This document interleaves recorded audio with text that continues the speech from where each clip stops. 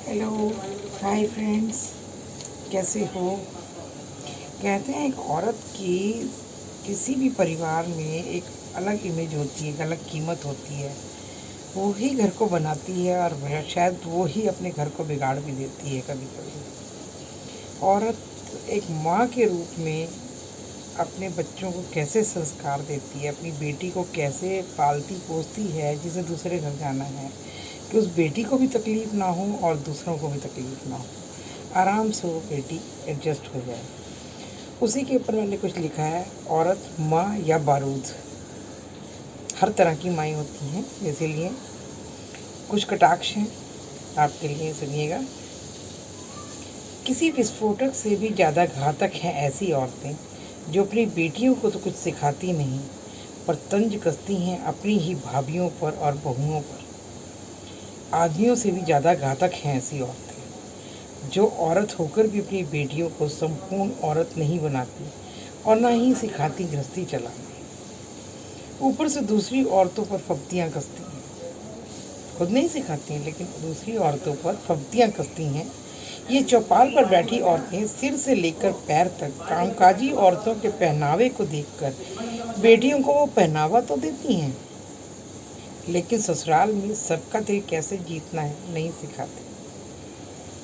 दीमक की तरह होती हैं ऐसी औरतें, दीमक की तरह होती हैं ऐसी औरतें जो संस्कृति संस्कार के नाम पर चुप रहना तो सिखाती हैं, लेकिन गलत को सही कर दूसरों को खुशी देना नहीं सिखाती।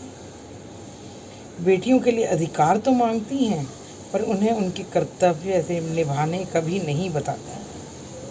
मकड़ जाल की तरह ये घिसी पिटी औरतें बेटियों के ससुराल में लड़कर उन्हें अलग घर बसाने को तो कहती हैं, लेकिन परिवार जोड़ना, सलीकेदार काम करना क्या होता है ये नहीं सिखाती। बेटियों को नहीं सिखाती कि चौथाई उम्र वो पीहर में मेहमान थी। बेटियों को वो नहीं सिखाती कि चौथाई उम्र वो पीहर में मेहमान थी, बाकी उम्र ससुराल में उनका अपना घर है। भ्रम जाल फैलाकर अपनी ही बेटियों को उसमें उलझा देती हैं। ज्वालामुखी के लावे से भी ज़्यादा घातक होती हैं ऐसी औरतें जो बेटियों की जरा सी मर्जी पूरी ना होने पर ससुराल से तुरंत पीहर बुला लेती हैं। ऐसी सभी औरतें सच में किसी विस्फोटक से ज़्यादा घातक होती हैं, किसी विस्फोटक से ज़्यादा घातक होती हैं। इस कटाक्ष के पीछे मेरी एक ही सलाह है, हर उस माँ को जो बेटी की माँ है या जो बेटी की माँ बनने वाली है, उसकी बेटी छोटी है या होने वाली है, कि अपनी बेटियों को शुरू से ऐसे संस्कार दो कि उस बेटी को ये महसूस ही ना हो ससुराल में जाके कि मैं दूसरे घर में हूँ। इसमें ससुराल वालों की सिर्फ जिम्मेदारी नहीं है, उस लड़की की, उस लड़की के पेरेंट्स की, माँ की बहुत बड़ा रोल है कि वो अपनी बेटी को ससुराल में कैसे सेटल करती है। सिर्फ अधिकार ना मांगे, उनके कर्तव्य भी बताएं कि उन्हें क्या कर्तव्य हैं, क्योंकि जो माँ बाप ससुराल में बूढ़े हो चले हैं उनकी भी कुछ तो उम्मीदें होंगी, उन उम्मीदों को ज़रूर पूरा करें। उम्मीद है आपको पसंद आई होगी। आई तो यूट्यूब पे प्लीज़ कमेंट्स ज़रूर दीजिए। काफ़ी लोग हैं जो सिर्फ फेसबुक पे दे देते हैं, व्हाट्सएप पे देते हैं, लेकिन यूट्यूब पर कमेंट्स नहीं देते हैं।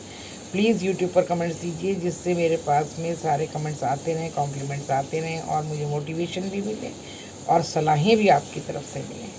धन्यवाद, नमस्कार।